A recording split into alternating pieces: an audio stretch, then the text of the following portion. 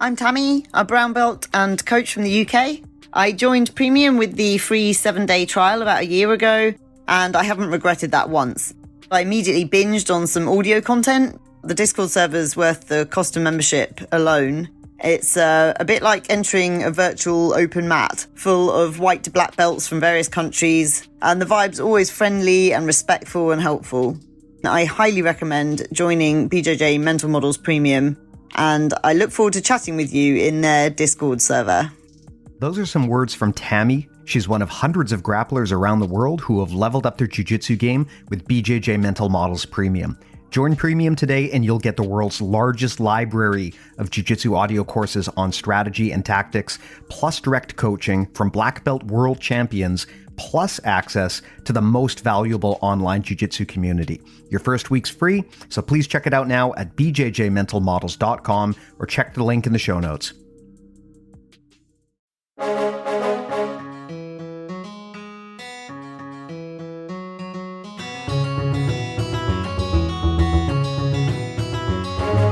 Hey, welcome to BJJ Mental Models, episode 250. I'm Steve Kwan. BJJ Mental Models is your guide to a conceptual and intelligent jiu-jitsu approach. And you know what? I like big round numbers. 250 is a big round number, so that requires a special guest. And I'm happy to be joined here by first-timer to the podcast, Riley Stearns. Riley, how's it going?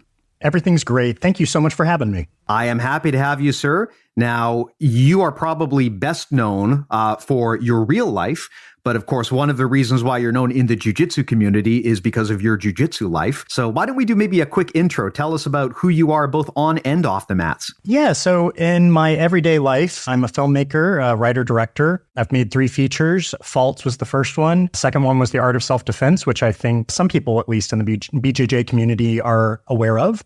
And then in 2020, I made a movie called Duel, which came out last year.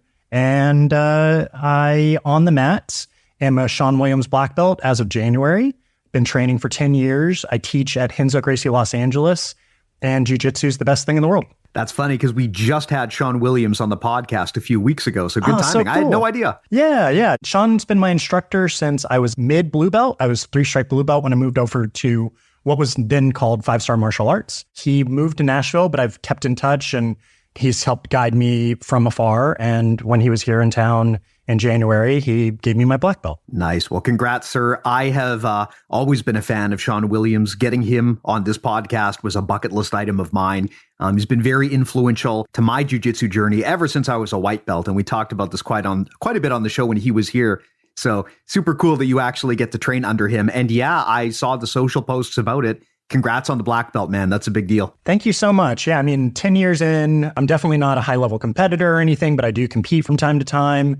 I do train basically every day. I'm a 6-day-a-week person at this point, and coming up under Shawn and just like, I don't know, I'd already respected his jiu-jitsu so much, but then actually getting to learn from him on a day-to-day basis when he was in Los Angeles, it was a huge deal, and I owe a huge amount of my game to him and his concepts. He's one of the best teachers out there, and I still use his web resource, his website for all of my instruction, basically. So I go back to him daily to kind of remind myself how to best describe a certain technique or how to explain something in a way that makes sense mechanically instead of just saying, do this. He's so good at saying why you do something, not just to do it. This to me is, man, it's a topic we've discussed many times here.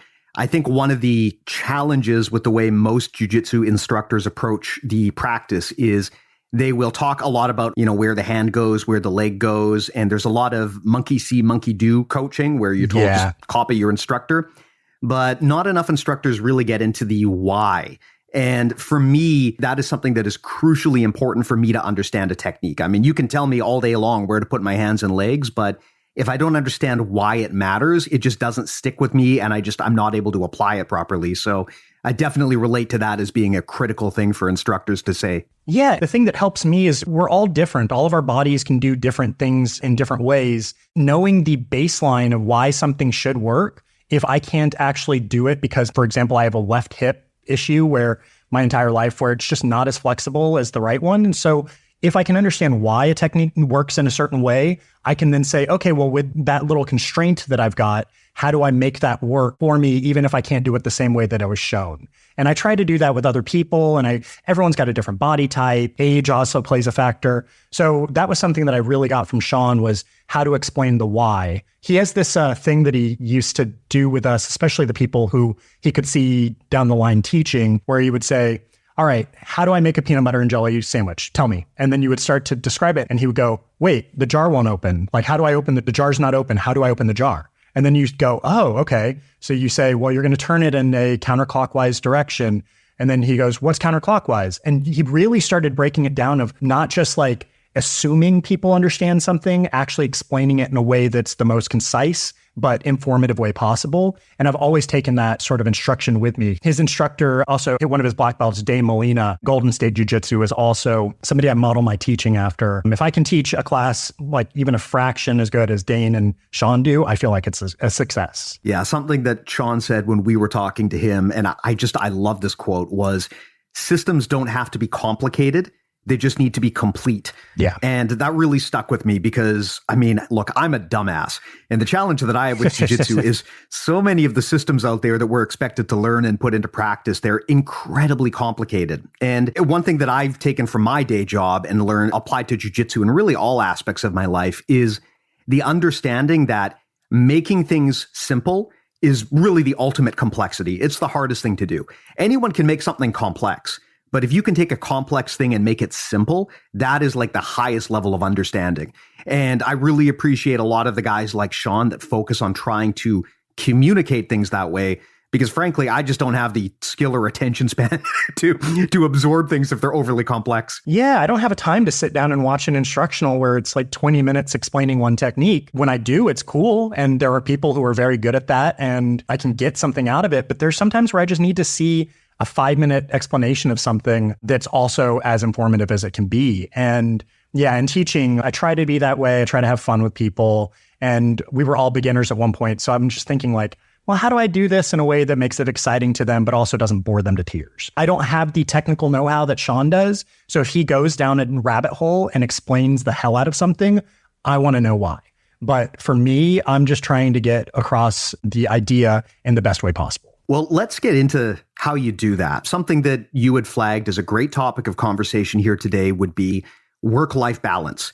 Balancing the real world with this amazing fantasy world that is jiu-jitsu. It is a struggle that I have seen pretty much everyone go through in the sport. Not just competitors, although that obviously is a struggle for them, but hobbyists as well. You know, people who do this for fun have a tendency to really beat themselves up because they're usually not the toughest killer in the room just due to time put in. And I would love to know, as someone who has a very demanding and complicated job, but also still manages to train 6 days a week, that's incredible, by the way. I mean, for me, if I can get into the gym 2 or 3 days a week, it's a huge win. So I would love to just hear from your perspective, how do you balance this and kind of keep happy in all areas of your life when you're you know that time is a limited resource and investment in one area is going to pull you away from another? Well, I have a unique sort of situation in my career being very off and then very on when it's on. So I don't write every day. I don't make movies every day. But when I do go off and I shoot something, I'm gone for like 6 months at a time. And especially during this last shoot, I was in Finland making this film called Duel, and we shot there because of COVID restrictions. It was 2020, peak COVID restrictions, and we found a way of shooting it in Finland that not only was safe for us, but also cost effective, considering the PPE that we were going to have to require and the testing in general. And so the unfortunate thing was that I trained one day in Tampere at a very high level school, went into the comp class, gassed out pretty quickly too, because they had all been training hard and I had been not training as much. I have a pod that I was training with like 3 days a week and just trying to stay active, but I wasn't at comp level. Perttu Tepponen, who is an ADCC trials winner at least a couple of times now, was one of the people I rolled with. Oh my God, he just destroyed me. And I had the best time, left there. And then the next day I had a cold. And I was like, oh, man, if I get COVID during the shoot, it's going to ruin everything. And I can't be the one who shuts it down.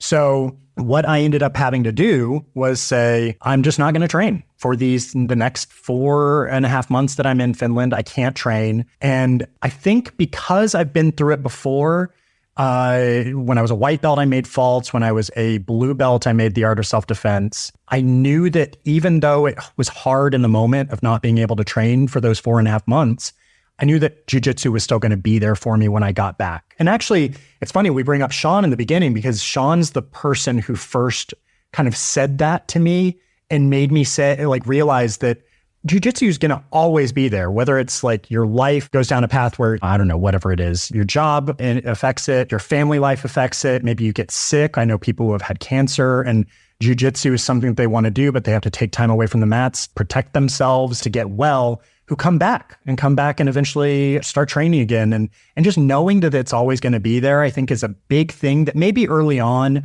I got afraid that I was away editing faults and I was gone for like 3 or 4 months. And then I was kind of like, well, what if I forgot everything? Oh man, my cardio is going to be bad and all of that. And I got scared about going back. I didn't have that same fear this time. And I think that that's something that just kind of comes with time on the mats. You know that you're going to always be able to return.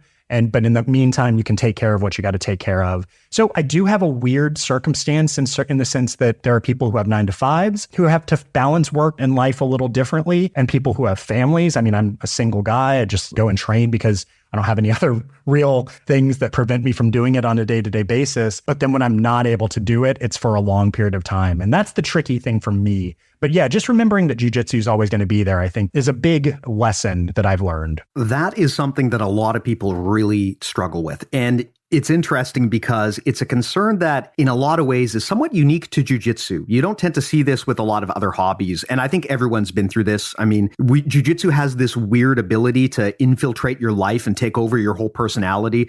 I mean, I think before, when you start as a white belt, before you know it, this whole thing is the only thing you're talking about. You're driving your friends and family crazy. You're putting BJJ in your Instagram handle. In some cases, for some of us, I'm not going to name names, but some of us make major motion pictures about martial arts. That kind of thing happens. So jiu-jitsu is weird in that way. And people, especially early on, really struggle with the idea of taking time off. Everyone, I think, when they get injured the first time and they realize, man, I might have to miss 2 to 4 weeks of this, it feels like this insurmountable hurdle. Yeah. Like, what am I going to do now? Life's over. What am I going to do for a month if I don't have jiu-jitsu? And it's funny because this is the only hobby I know of where people react that way.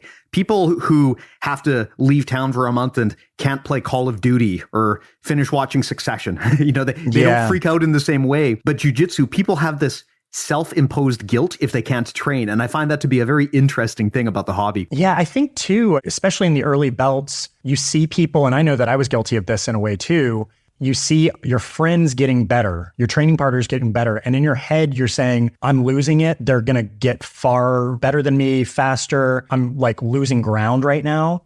And I think that is a less of a fear as we go up in the belts because you realize that everything's relative. Everyone has things that are going to take them away for a little bit. We all learn in different rates and different speeds and retain information differently. But I do notice my white and blue belt training partners and students worrying about when they're gone about other people getting better. It's weird. It's not even about like, I can't train. I'm so bummed, even though that is a thing.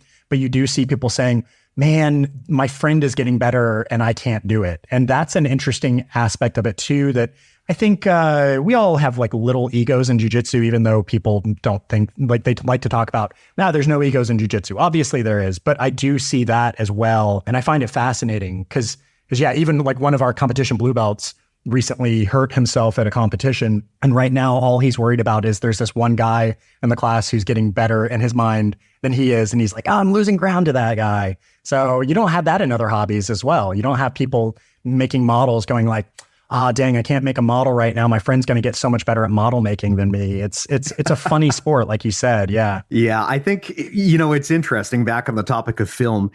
When I saw Fight Club back in the 90s, I thought, this is a cute idea that these grown men would have this weird escape where they go beat the shit out of each other and it just brings them closer together. But that's totally unrealistic. That would never happen in the real world. Then in the 2000s, I start jiu-jitsu and I realized, actually, it's a thing. There's a reason for this. And yeah, you're absolutely right. Because jiu-jitsu is a practice, when you're rolling, you're in there with another person. It's very easy to turn this into a mind game against yourself where you're always holding up a measuring stick to see how you stack up against your training partners. We've always talked on the podcast about, look, that is not really a productive mindset if you want to grow over the long term, especially if these are your friends. But it's so hard to avoid that trap. Like you said, I remember this very distinctly. I remember when I was a white belt, I had a gym rival. There was this guy who was, same experience as me, same body type as me, similar game to me, similar age to me. And I was obsessive about every day, how am I stacking up against this one dude? And it's funny because I don't think he has any inkling that I was his gym rival. It was totally a one-way relationship. I don't think he thought twice about me. But for me, a lot of what I did was holding this guy up as a measuring stick. And again, as you get older and you mature more, you realize that that is not a very productive mindset to hold over the long term. It's just not going to help you grow. And moreover, it's probably, honestly, it's going to make you miserable and resent your training partners. Yeah, definitely. And I think recently too, I had black belt friends who were telling me around the time that I was thinking or I guess they were kind of hinting that promotion was probably coming. I got the advice that it's your favorite roles from now on are going to be with brown and black belts because there's no real danger of the spazziness and stuff. And they kind of know where they're at in their jiu-jitsu game. And those are going to be in some ways, the hardest roles, but also the most fun and freeing. And you're going to have people who are white, blue, and purple coming at you not only as hard as they can because they want to tap a black belt, but even more so, they're just I can throw the kitchen sink at this person and they can take it because they're a black belt. And I'm now realizing that, especially with white and blue belts, they're going so hard because they're well, I can try anything. He won't get hurt. He knows what to do. And if anything, I feel those roles are so scary now. Even at brown belt, I didn't feel that same sort of energy. And it's not with everybody. I think it's a blanket statement. But yesterday I had a really good role with one of our white belts who's getting pretty good. And he got me. I let him kind of get to side and I was letting him work and working my defense. And one of those things where you're trying to get something out of a role with somebody who maybe doesn't have the same level of technique you have, but maybe a little bit stronger. And so you're trying to figure some stuff out with them and workshop. And he put me in sort of a crucifix position. And I was I'm fine. And then 10 seconds were left. And then he starts applying an actual shoulder lock. And I was oh, I'm not going to tap to this. This isn't on. And then before you know it, it was on. I tapped. And it was so cool. I felt so proud that he was able to do that. Gave him all the compliments, was just man, that was on. Really happy with your progress lately. And as a blue belt, somebody does that to you, you're not congratulating them on it. You're not surprised. You're just dang, he got me. I think that mental aspect has been changing for me recently, even more so being a teacher. I think I'm even more proud when a random submission comes from somebody that you're not expecting. And even if you put yourself in the position to begin with, I think it's cool. And I feel like my defense is pretty good. I feel so much prouder now just knowing that somebody actually got me. That's a cool feeling. Yeah, that's a major change in mentality as you get older. You start looking at the people in your gym less as rivals and more as people that you can elevate, right? Yeah. Because if you can help elevate them, not only does it help them, but honestly, it actually helps you. Because a challenge that a black belt often has is they've usually got more mat experience than 90% of the people in the room, right? So it does get a little bit mundane if there's only a few people there who can really match you on a technical level. But if you can start elevating the white and the blue belts and the purple belts, it gets to the point where they start having a complete enough game that they can make you work.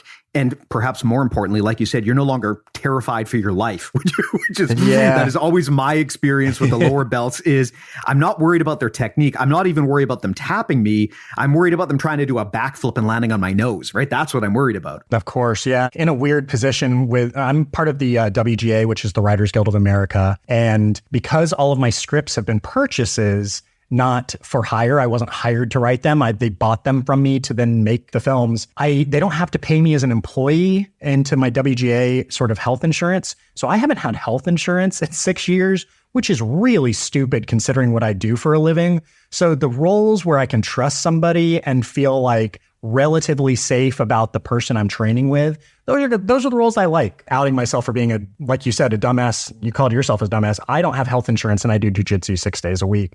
Yeah, there are things about rolling that are obviously you're taking a risk, but calculated risks are ones that I prefer. Yeah, same here. I mean, I have, as I've gotten older, very much tailored my whole game to be less how do I beat the other black belts in the room and more how do I reduce my risk of injury against the white belts in the room? That is very much my focus these days. For sure. Yeah. And I guess going back to kind of mentioning how your life is immediately affected by your training. Yeah, like you said, I ended up kind of falling in love with it almost right away. It took me a while to get to the point where my cardio allowed me to roll as much as I wanted to. I came into it 180 pounds. I started competing like late blue belt around 147. I was a featherweight.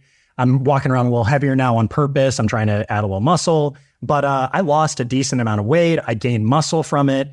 And then once I did that, I just became obsessed. And it was around the time that I was a blue belt that I said, I can't come up with an idea that's exciting. Why don't I just set something in the world of martial arts? And so the art of self-defense fully, like you said, fully influenced by my jiu-jitsu and training. And I definitely get comparisons to like the Fight Club of it all. But it was fully just based on my own experience, obviously a heightened experience compared to the movie. But that was definitely a movie made by a very obsessed jiu-jitsu blue belt, for sure. Well, this is an interesting question here because in this case, you almost found another outlet for jiu-jitsu other than just training. And this is something that I've had on my mind recently, especially, coming out of the pandemic. Like you said, my training was tremendously impacted during that time. I was basically off the mats for 2 years, really. And I was able to stay engaged in the community by making content. Yeah. In the past, when I've had to take layoffs, if I just,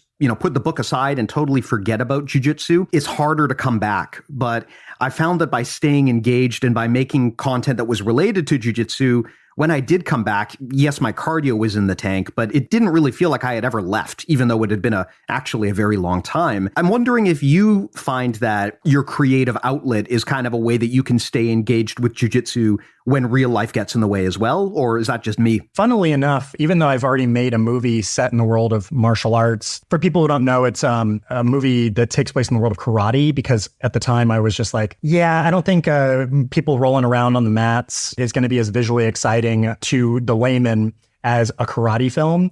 And I also thought that it was a little bit more fun to kind of play with the whole guy kicking and punching in his late, mid-30s and just like really taking to that whole aspect of it. Definitely not making fun of karate, but being like, people know what that is. Like, let's go down that road. But even though I've already made something in that space, I still have so many people who are like, when are you going to make your jiu-jitsu movie? When's that going to happen? And to be honest, I don't think I ever will. I really would love to see some more jiu-jitsu films come about. I don't like to retread where I've been, even though I have themes that I've explored a couple of different times in different ways. I do think I've made my martial arts film, but a really fun creative outlet recently is because of the strike, I finally decided that I wanted to do this thing that I've been wanting to do for a bit. I started this thing called Hobbyist, which is similar to like a podcast. It's keeping me engaged in jiu-jitsu even while I can't be creative in my other sort of way in screenwriting and going off and making a movie because we're on strike. I can go out and shoot open mats and hopefully very soon start doing more, selected profiles on athletes, high-level athletes. And it's been really fun just like diving into that, shooting basically skate videos, but for jiu-jitsu. So like you said, at some point, if I were to get injured or need to take time away for whatever reason, I would still have a thing that's going to keep me engaged in the community. And I think that that's super important for me. And I am glad that something like that, we can find things like that outside of it. I don't know that there's a lot of other people that get that obsessed, like you said, about their hobby, that if they can't do it, they still obsess about it in a way that makes them find another way that they can still connect with it. And I could be fully missing things that are like that. But I think as an overall, jiu-jitsu people, like you said, just get so obsessed that we got to find a way to stay connected or else you're going to lose it altogether. So I like that there's opportunities for staying engaged regardless of mat time. Well, what I would want to know is, on the topic of the jiu-jitsu obsession, do you think that's a healthy thing or not? I mean, many people, myself included, I think yourself included, have seen serious benefit throughout their life from training jiu-jitsu. But I think there's also other people who maybe don't see it the same way. I know he's probably just being controversial, but Craig Jones recently, has argued that jiu-jitsu has ruined more lives than it's saved. I don't agree with that necessarily, although I don't have the data. But I do know that there are people who they train a lot and they're miserable, right? And I wonder, do you think that obsessive nature with jiu-jitsu is a good thing for more people? Or do you think that there can be downsides to that kind of mindset? Yeah, I mean, I can't speak to other people. I think that Craig definitely is one of the funnier people in the community. And I think that statement is very on brand for him. I do know that for myself, and this is something that I was going to mention earlier and kind of got sidetracked accidentally. So I'm glad you brought it back to this.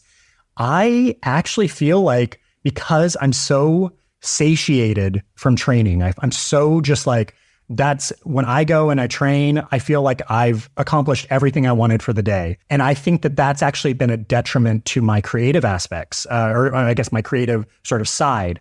I think that when I come home and have that feeling of just like, awesome, everything was great. I did my training, got my workout in for the day. That was super fun. Time to watch some jiu-jitsu videos, like watching Who's Number One tonight, which I can't wait. I sometimes go, I don't feel like creating. I feel like I've already accomplished what I wanted to accomplish. And I think that that's been my negative experience. So as a positive, positives, I can count health. I can count friendship. I can count just like the learning, like the mental aspect of it all. But I think the negatives for me is that it's almost been too good for me. And I think that there are people who definitely have had jiu-jitsu ruin their bodies, ruin their knees, ruin their shoulders, ruin relationships. There's definitely negative aspects to it. But I think as an overall, it's a good thing. But I have definitely needed to talk to myself recently more seriously about maybe it's time you take a little bit more time away from the mats and focus on your career. The problem right now, though, is we're in the middle of the strike. So it's not like I can go out and you're technically not supposed to be writing during it anyway. I mean, people do, and they write under the table and stuff, but I haven't been motivated in that way because I've been training so much and teaching so much that I'm like, well, I can't make anything anyway. So I'm just going to write once this thing is over. And I don't think that that's been healthy. And especially career-wise, it's the thing that makes me money. Like I can make a tiny bit of money teaching, but not nearly what I could do if I go off and make a feature. And I'm on the indie side of things. So it's not like I'm making gigantic sums of money, but it's what's going to keep me housed. And so I have to find a better balance myself of work and play. And I think that that's a good thing that I've been able to realize recently, but it's also something that I haven't been able to fully figure out yet too. Yeah, I can relate. I have seen it from both sides. When I was younger and I discovered jiu-jitsu, I was so into it for a while that basically it was the only thing I cared about. And I think my work probably did suffer. I mean, I was still able to get through the day, get things done, but ultimately it wasn't my priority. For a long time, jiu-jitsu was my priority. And like any relationship, you kind of get past the honeymoon phase and things settle down a bit. And I think I have a healthier relationship with that now. But I've also seen the other side, especially, like I said, whenever there's a long layoff that I have to take and I don't have jiu-jitsu in my life for a period of time, my natural inclination is to throw myself at my work instead and just be 100% focused on that. And I don't think that's good for me either, because then I'm not getting that physical activity. I no longer have that third place where I can talk to my friends and I can connect with other people. You can get very isolationist if you're working all the time. So I think if there's one benefit to jiu-jitsu, it's when you can use it as balance and perspective. Maybe it's not your whole life. Even pro competitors tell you should never make jiu-jitsu your whole life, but it's there as a balancer, right? It kind of helps give you perspective to the other things. It gives you an outlet. It gives you an escape. And I think that kind of healthy balance is where it's most useful, at least from my experience. Yeah, I definitely am still finding that balance. Even 10 years in, I'm finding that balance. And it's funny you mentioned the honeymoon phase, because I feel like even in the past 3 years, I've fallen even more in love with it than I already was, which is insane to even think about because I was already obsessed. So finding that balance is going to be key going forward. I turned 37 at the end of June, and my body is definitely, I'm still feeling great. And I go with the young guys and have fun rounds, and I know how to, balance their explosiveness and their endless gas tanks with my technique and my open guard and kind of leg locks and everything. But I'm definitely not recovering from a day-to-day basis in the way that I used to. And I've only, even in the past few weeks, have noticed that more and more. So I think going forward, that part of my body kind of reacting to training differently is going to maybe help the balance kind of form, because I won't be able to train as often as I used to, and I won't be able to go as hard as I used to.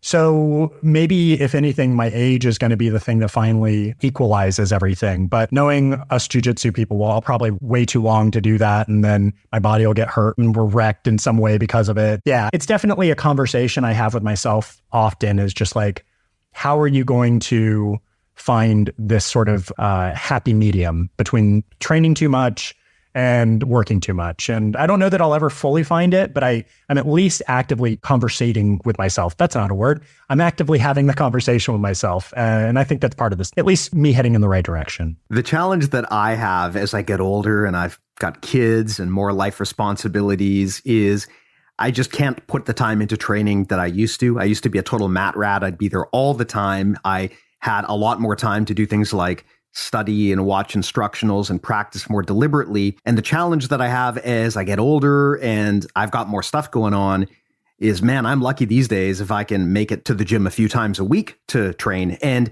when you're only training a few times a week, you're kind of mostly in maintenance mode. You're lucky if you can just kind of keep your edge. You don't really have the time to crack open the book and study a totally new area of the game and bolt on new techniques and systems. Is just very hard to do with limited time. And so the challenge that I've had is to give myself permission to do jiu-jitsu within that limited time window. And, there's some guilt that comes along with that. You see other people coming and they're getting exponentially better because they're younger and they're on the mats more and they're more focused on it. But the challenge with having that more balanced relationship with jiu-jitsu is you have to accept that taking the foot off the gas means, like you mentioned earlier, those other people that might pass you by. And if your ego's tied up in that and you got a problem with that, you're going to be miserable. But the thing that I've kind of come to terms with as I get older is, look, it's totally fine if someone who is doing this 5 times more than me and is doing the semi-pro, I should expect them to be better than me. I should celebrate that, right? I shouldn't be upset about that. That's a good thing. I mean, if I went to my accountant and my accountant was better at accounting than me, I wouldn't beat myself up over it. I would expect that because they're an expert in this. They do it every day, right? And I think that as hobbyists, we sometimes beat ourselves up too much because we hold ourselves to the standard of the people who are doing this full time. And I don't know if that's really healthy, right? I think it's okay to put a box around jiu-jitsu and say, this is how much I'm willing to invest into this, and this is the role this has in my life. And I'm okay with the fact that there's a ceiling for me if I'm only training within this window, right? I think that coming to terms with that is a much more healthy way to look at the sport for people who are kind of getting older and maybe they do this for fun rather than for a job. Yeah, for sure. I think there's also something we said about and you'll hear this in every sport, particularly like sports where it's like a person versus another person, like wrestling or jiu-jitsu, where the coach that used to train will say, I want you to be better than me. And I do believe that. And I'm seeing it even more now as I start coaching the younger students at competitions and really find what their path is and their trajectory, their sort of potential. I want to make them better than me. And so if I can get them to where they're working me, I feel like I'm doing my job. I think that that's where eventually my main passion will probably be. I'll probably be on the mats and I'll probably be rolling with people still.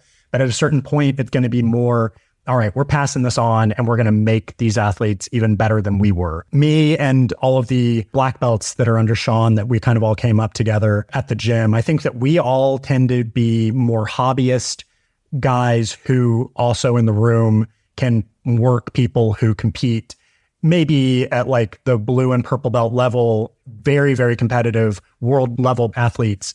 We can do very well with them. And I think that that's cool because not every gym has that sort of ability. But when a guy who comes in who's about to go, we've got one guy right now, this kind of a new guy at our gym who's a black belt, has been training for 12 years. He's basically on the path to be in the UFC within a year or two. When I don't get submitted by him maybe 5 times in a round, like when I make it out of there and I'm like, he only got me 3 times, I have to consider those wins. And it was hard, even when I started training with him, going like, damn it, I got tapped like 5 times by this guy. And I think one of the owners, the gym, said to me something like, right, he's a pro athlete. He's built different. This is his entire life.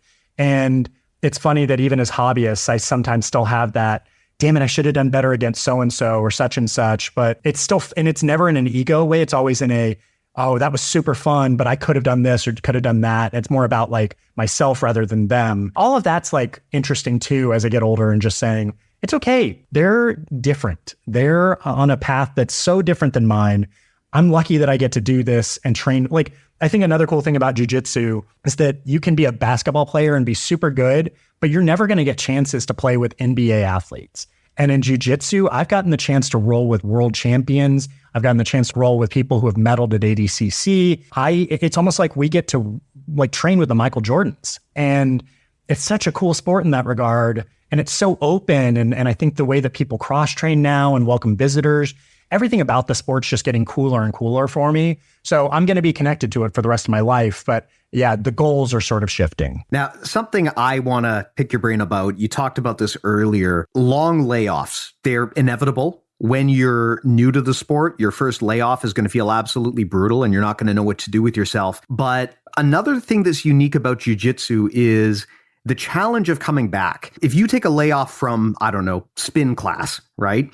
You can come back whenever you want. Maybe I'm oversimplifying spin class. I don't know. But in jiu-jitsu, there's that measuring stick. You're going to go in there and people are going to have better cardio than you and they're sparring directly against you and they're going to try to pin and submit you. And for a lot of people, I think part of the reason it's hard to come back from a layoff isn't just because the layoff was hard, but because when you come back, you're just going to get toyed around with. Everyone's going to have better cardio. They're going to have learned stuff that you don't know. You're going to be behind where you were. People will have passed you by, and it's going to take you a while to get back to the point you were at before. And I think all of that combined makes it hard sometimes for people to return from layoffs. I would want to hear your thoughts on that, and if you think that's a real thing or if that's something that you've experienced personally. Yeah, so I would say first, I do think that there's a difference between like a spin class and a jiu-jitsu thing. I do very much think that when you are competing against yourself only, it's way easier to say, I didn't spin as well as I spun last time, or whatever we would say. Or like in weightlifting, okay, my personal best is this, and right now I'm lifting way under that. You know what you need to do to get to that next point. It's just a matter of putting that work back in. But like you said, with jiu-jitsu, it's going to be harder mentally because of all the things that you listed. It's going to be challenging because you're getting work. You're going to run out of cardio. You're not learning the things like they have secrets they've learned that you haven't learned. The problem is that you need to have one layoff and come back from that layoff at least once to, I think, understand that it will be okay. I think that most people are too afraid, or I think a lot of people, it's why a lot of blue belts kind of don't come back, is that it's such a long belt. People get injured, life changes. They have their big layoff and they say, maybe I guess I'm just not going to do jiu-jitsu anymore. I think they let it get in their head. I had a layoff as white belt where I injured my shoulder. Somebody got me in a De La Riva sweep and I landed hard on my shoulder. And I was so injured from that, like didn't require surgery or anything, but so injured that I had to take at least, I want to say it was like a month or two off. And I think the hardest part about that was, like you said, the coming back of it all. But having come back, it was easier in future instances of long breaks of saying, I remember what that was like.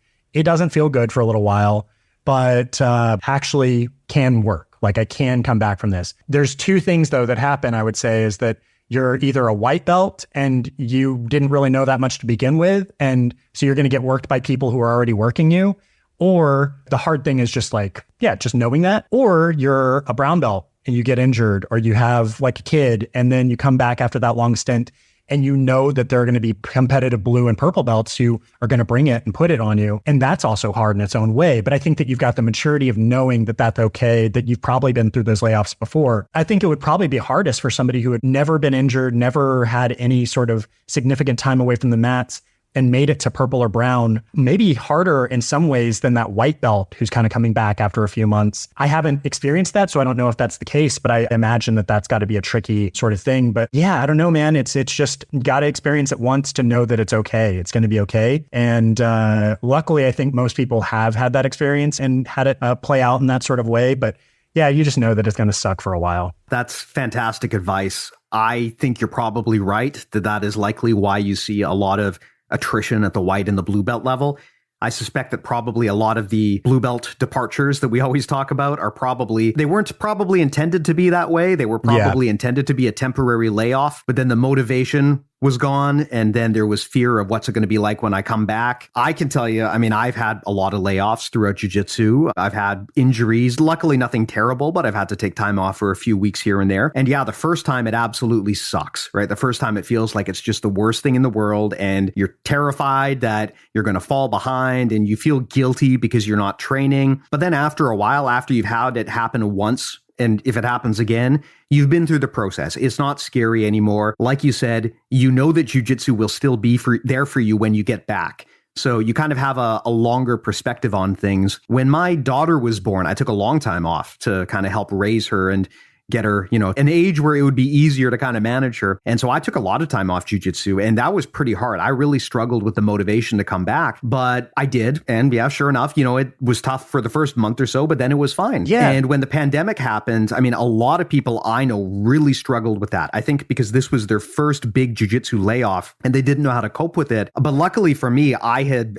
that situation before where I'd had to take extended time off. And so for me, it didn't bother me, I think, that much because I'd already been through this and I knew it would be okay, right? I knew it would still be there when I got back. And yeah, if you take your foot off the gas for a while, there's going to be a bit of rust when you come back, but you can overcome that, right? And if you lost your edge, well, you can always get that back at some point, right? I think that giving yourself that permission to step away when you need to is part of mental health. And it's an important thing with anything that you're doing, jiu-jitsu especially, because people tend to beat themselves up a lot when they have to take time off. Yeah. And I think the other piece of advice that I've gotten and tried to participate in myself, and I recommend other people do, is that if you have any reason that you're not able to train, whether it's a medical thing or a mental thing, or I guess barring a family thing where like you actually just can't make it to the gym, always try when you're able to go in and just watch the class and hang out and watch the rolls and talk to people. I find if it's something as simple as I'm getting a tattoo and I can't train for 3 days, during those 3 days, at least 2 of the 3, I'm going in there and I'm watching class and I'm hanging out with my friends and I'm giving advice because I'm in the position where I'm able to. But even as a white or a blue belt, I think I mainly started at blue belt because Shawn really, really drove that into us. You should be at class watching and taking notes, even if you can't be participating. I try to always do that. And it's been really cool to see how many of my white belts, especially at the school in general, not even just my students, but other students who come in just because I can't do it right now, whether it's a surgery that they had or whatever reason that they can't be on those mats, they're making up for it by being mentally engaged with it. And I think that makes it easier to come back from as well, rather than you've been gone for a month. You already didn't know a lot of these people because you just started jiu-jitsu, but you got injured, you took that time off and you were like, well, I don't have this connection to the gym. It was fun, but man, it's going to feel a little awkward. And I'm now worried about my cardio and yada, yada. If you at least make the time to show up every once in a while, it's not going to feel like that scary thing. It's going to feel familiar. You're going to talk to people maybe who you didn't talk to before. And I also think that not only watching instruction and not being able to do it, watching instruction and then watching other students, like who are either peers of yours or people who are better than you, watching the differences in the way that people drill the same thing that they were just taught. Everyone saw the exact same thing, but now they're interpreting it in different ways. That's also hugely informative too. And I think that it helped me learn how to drill techniques better as well. So I think if anything, just showing up will help in some way. And then if you're able to work out on the side, then by all means. But if you're not able to, at least getting that mental workout, I think is important. And social workout. Yeah, that is fantastic advice. The hardest part about a routine is creating the routine. Once you've got a routine, keeping it in maintenance mode is a lot easier than dropping off and having to start all over again. You're not the only person who's told me this. Stephen Kesting has shared the same idea, as has Nick Perler, ace wrestling coach out of Missouri. They've come on the podcast and talked about this before, which is, look, if for some reason you can't train, the best thing to do is to still keep that routine into your life, even if that means just going to the gym to hang out and socialize. I mean, people always make fun of us old black belts because all we do is we go to the mats and just talk and we don't actually train, but that's important, right? Yeah. Keeping the routine going is important, and that's way better than falling off the horse and having to go through the massive work of rebuilding a lost routine. That's always going to be harder than just showing up, saying hi, talking to your friends, even if you can't train. And I think, like you mentioned, I mean, you will be shocked at how much you learn just by watching, even if you're not doing it. I think there is this myth that the only way to get better at jiu-jitsu is to actually do it. Of course, that's the foundation, right? You have to do jiu-jitsu to get better at it. But if you supplement that with things like study or even just talking about it, it keeps you engaged in a way that I think will surprise people. I mean, I've had to take long layoffs, but I stayed mentally engaged, continued doing this podcast, had a lot of conversations about it. And I was really surprised at how well that actually translated to performance when I came back. Yeah, of course. I mean, I've done it, like I said, since Blue Belt. Even there was a time where Danaher came for a seminar and I stupidly had scheduled, I mean, I couldn't have known, but I had scheduled a tattoo that was going to be healing while he was there. And so I asked Shawn, hey, Shawn, do you mind if I just go and sit on the bench and watch the seminar? And he said, absolutely. Like, we want you here. I want you watching it. I want you taking it in. Didn't charge me for it. Just let me kind of sit on the sidelines. And what was cool was getting to watch. When you're drilling with your partner and you're kind of in your own pseudo conversation, not just like vocally, but you're in a conversation with your drills and your motions and movements. I got to then watch John walk around and give the advice to each group. And I got pieces that weren't just based on what I needed to be doing if I was drilling it, but I got to hear him give advice to the black belts that was maybe slightly more intricate than he gave to the white and blue belts that were drilling the same technique. So it's just so much can be gotten from that sort of opportunity. If you want to look at it as an opportunity, it's different. It may not be like the exact opportunity that you want, but like try to think of it as an opportunity. How am I going to learn differently during this time? Yeah, you'll learn this when you get to black belt. I mean, you definitely know this. I know this, but a lot of the time when there's a big class, if there's an odd man out, often the most senior person in the room kind of steps out of the training and just acts as a teacher. This happens a lot in our class, right? If there's two white belts who need to be partnered and I'm the odd man out, I'm not going to interrupt their training. I'm going to let them train because I can step out and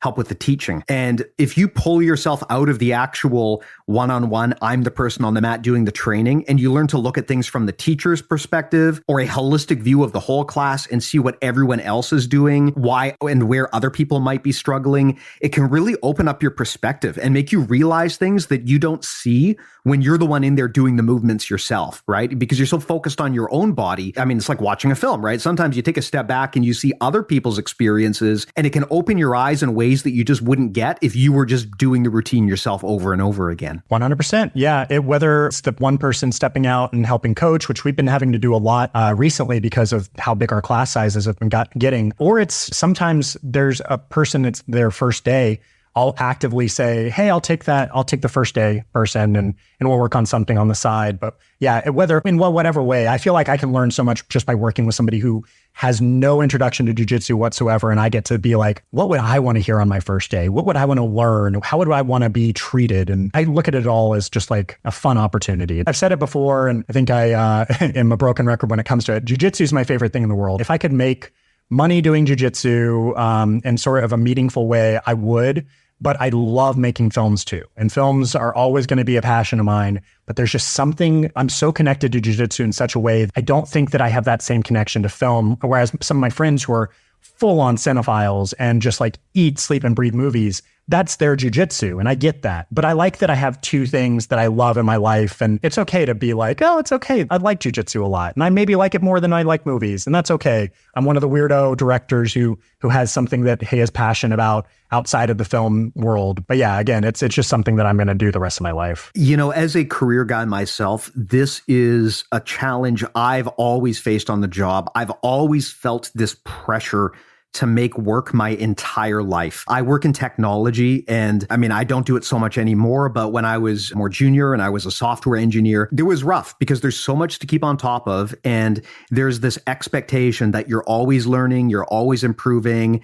And the only way to really do that and to do it at the highest level, I guess, is to really make it your whole life. You know, it's tough when a lot of your coworkers go home and they're studying all night, you know, and they're trying to learn more and you just want to go do something fun, right? But I found that pressure myself. And the nice thing about jiu-jitsu is it gave me an outlet and it gave me a place of balance where I could give myself permission to go and do something else. And I started to see the benefit of diversifying my life in that way and not being too overly obsessed about one thing. And interestingly, what I found, I mean, everyone's mileage may vary. You tell me if this is your experience, but I found that focusing on jiu-jitsu and making it an important part of my life actually helped my career in ways I didn't expect. I had previously been so focused on, learning the trade. But once I started to expand my life and to become, a father and to get into jiu-jitsu and have these other core pillars of my life, the more I diversified my life, the more perspective it gave me and the better it actually made me at my real job. I would love to know if that's a shared experience or if that's just something from me. Yeah. I mean, overall, it made me a better person. And I think that this is exactly why I made the art of self-defense. So, I mean, a literal answer to that is that jiu-jitsu influenced my career in the sense that I took something that I loved and was able to make something out of it that in the art of self-defense that I think most people think that that's my best film. And I love that film with all my heart.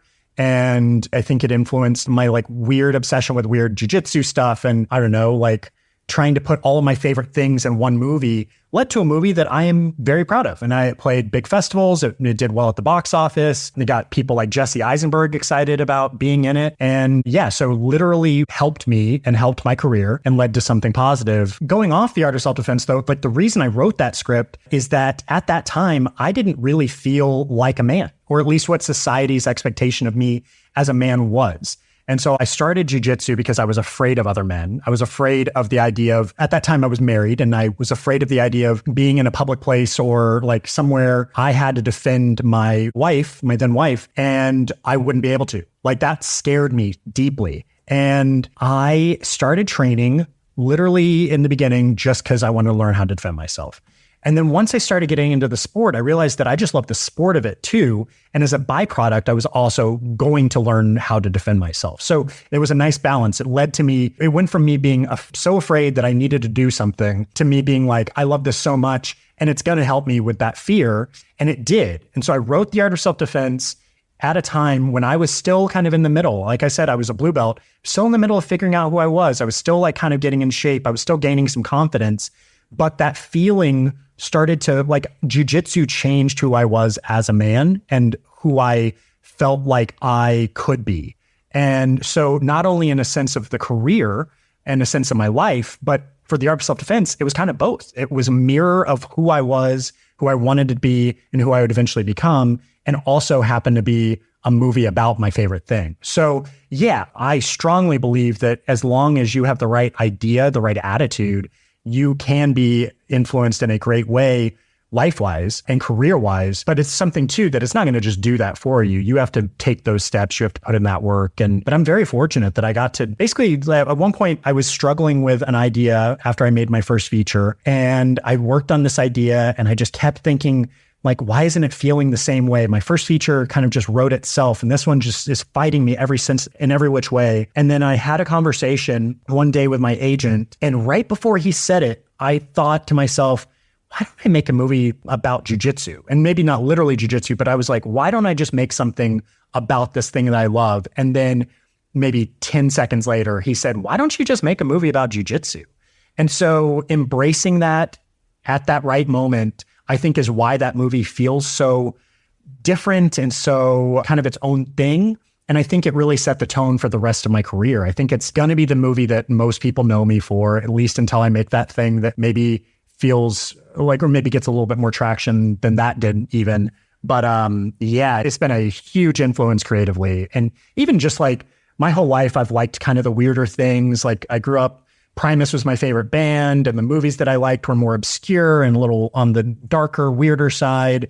The kind of movies that I make tend to be that way. And then it also, I think my personality, my jiu-jitsu is kind of that way. I have people say that roll with me on a day-to-day basis. They may have other people who can catch them in certain things, but they're always grinding through them. And when they roll with me, they're the hard thing about you is that I may feel safe 1 second and then caught in the crazy calf slicer or buggy choke or something the next second. And I think that that's a personality thing. I think that my personality shows itself in multiple ways. And one of those things is through my jiu-jitsu, and one of those things is my career. And I like how it kind of all intermingles. Yeah. That's one of my favorite things about jiu-jitsu, especially over the long term, is you develop a jiu-jitsu personality and you start to see where you can add value back to the team.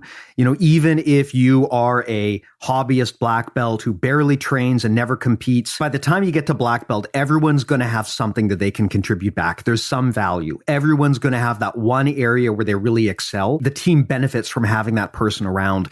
And it's just so cool to see people's development through the sport and to identify where their strengths are and how they can then provide value to the other people on the mat. So it's one of the things that I think really is the best part about jiu-jitsu.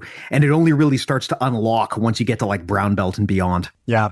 I'm excited just going forward, continuing to be a voice for the community. I love that I've got a platform. Now, I'm not famous by any stretch of the imagination, but people who don't know anything about jiu-jitsu, who follow my Instagram, are gonna, like, my goal is to make you get targeted by jiu-jitsu ads. When you follow me, you're gonna see so much dumb jiu-jitsu shit that your algorithm's gonna say, hey, this guy wants to learn about jiu-jitsu.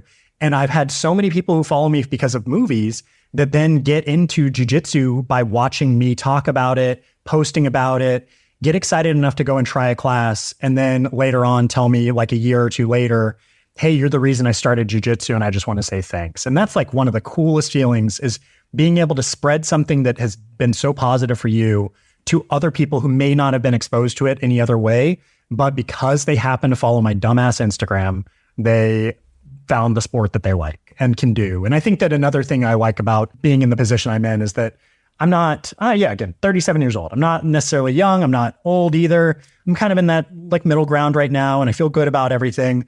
And I know that I can do this the rest of my life. And it's cool to know that there are people out there who find some sort of exercise finally that they can have fun doing. And hopefully, as long as they treat their body right, listen to it, don't overexert, they're going to be able to do it the rest of their lives too. So yeah, I feel like I'm in a very fortunate position. And also, I know that a lot of people have me on mute probably who don't like the jiu-jitsu stuff and are just like, God damn it, this guy's talking about this thing again. But it's worth it for me. I'd rather lose followers over posting about jiu-jitsu if it means that I also have that one random person who found it because of me. Amazing, man. Well, let's talk about that platform. Tell us about the movie. If people want to see it, give us the pitch. Give us the elevator speech here, no spoilers, and where can people go to watch it? So The Art of Self-Defense came out in 2019. It's a movie starring Jesse Eisenberg. It's a movie about a guy who gets mugged and, like I said, desperately afraid of other men at this point, finds a karate studio and really takes to it. And he finds not only that he's got this community now, he has a sense of belonging and he's starting to better himself. And it all starts to get darker and weirder from there. Also, there's a enigmatic sensei, literally named Sensei in the film, played by Alessandro Nivola. And he's fantastic in it. A lot of people I'll train with who don't know me either will find out about it after the fact and be like, why didn't you say you directed that? That's so cool. And it's because when I'm on the mats, I'm just on the mats. But always happy to talk about it. If you ever see me and been a fan of that film, please let me know. But yeah. So they can find The Art of Self-Defense on Max, which is what HBO is known as now, stupidly. It's on Max, and then you can download, or I guess pay for it on like iTunes and all of that. My first feature, Faults, is available on Amazon Prime, and my most recent feature, Duel, starring Karen Gillan and Aaron Paul, is on Hulu. So opportunities on every film to watch via a streaming platform if you've got the membership. And hopefully once the strike is over, I'll get to make something else again. And I know that even if it's not involving jiu-jitsu, it's going to definitely have some sort of, hint or nod towards it. At least that's been the case so far. So definitely going to keep putting that, my favorite thing in the world, and my second favorite thing in the world. Yeah, and then you can find me on Instagram. I'm Riley Stearns on there. And also definitely check out Hobbyist on YouTube. We have an Instagram page as well at Hobbyist Inc. But trying to post jiu-jitsu videos that look like skate films. And hopefully soon we're going to have a pretty cool profile with an 80cc medalist. So I guess the joke with Hobbyist is that it's for hobbyists and also about pros at the same time. So we're all jiu-jitsu athletes. We all train. We all love it. I'm trying to just like take that word back, I guess, a little bit, not make it as much of a put down and more of like, yeah, it is cool to be a hobbyist. And even the best in the world are going to be hobbyists someday. So yeah, let's all embrace it. Absolutely. It's so funny because from my experience, the only people who beat themselves up over the hobbyist label are the hobbyists. The pros usually love hobbyists. They're just happy that people are willing to come and pay them to learn jiu-jitsu, right? Yeah, that's the reason they make money. Yeah. It's usually hobbyists who have this weird self-loathing thing. And I know I've had that in the past too. And man, I've had very high-level competitors give me shit for that and tell me, look, hobbyists are sometimes the most important people in the room, right? You really have to stop thinking of yourself that way, because it is not an aspect of your worth or your merit that you do this for fun, right? In a lot of ways, that's a huge celebration and everyone should be happy about it. Kit Dale, last example I'll give is Kit Dale is one of the guys who trains at our academy. He usually goes to the night classes and rolls with some high-level athletes that he brings in or what have you. But one of his hardest rolls is a black belt under Shawn, who is by all definitions a hobbyist, and Kit has the hardest time passing that guy's guard. And that's saying a lot, because Kit makes me feel like a first day white belt when I roll with him. And it's great to see that a glorified hobbyist is able to still give the pros some problems sometimes too. So yeah, in my opinion, the word hobbyist is a great word, and I'm proud to call myself one. Amazing, man. Well, thanks for repping the brand. I'll put a link to actually all of your stuff there in the show notes. So if anyone wants to check out Riley's films, check out The Art of Self-Defense, or connect with him and his work on Instagram, I'll put links there to make it easier. I'll also put in a link to bjjmentalmodels.com. That's where everything we make goes. At this point, 250 episodes now of timeless educational content on there for you. It's all free. You can also get access to our amazing newsletter there, as well as our whole database of concepts. If you need references to some of the things that we talk about here on the show, it's all there. Beyond that, if you want to go to the next level, that's what our premium service is all about. Beyond the audio courses that we offer there with some of the best in the sport, we also include direct coaching from some of the best in the world. So if you want high-level elite black belts to break down your footage in a way that, frankly, you're probably not going to be able to get directly from an in-person instructor, give it a try. Highly recommend it. And then our community, I've been told repeatedly that that's actually the most valuable aspect of the whole service, is you get an access code to be part of that. So please do consider that. If you haven't already, there's a week free trial. bjjmentalmodels.com is where it all is. But thanks a lot, everyone, for listening. And thanks, Riley. I was looking forward to this chat all week, man, and it's great to connect. Thank you so much, and congrats on 250. Huge deal. Thanks, buddy. And thanks to the listeners as well. We'll talk to you next time. See you soon.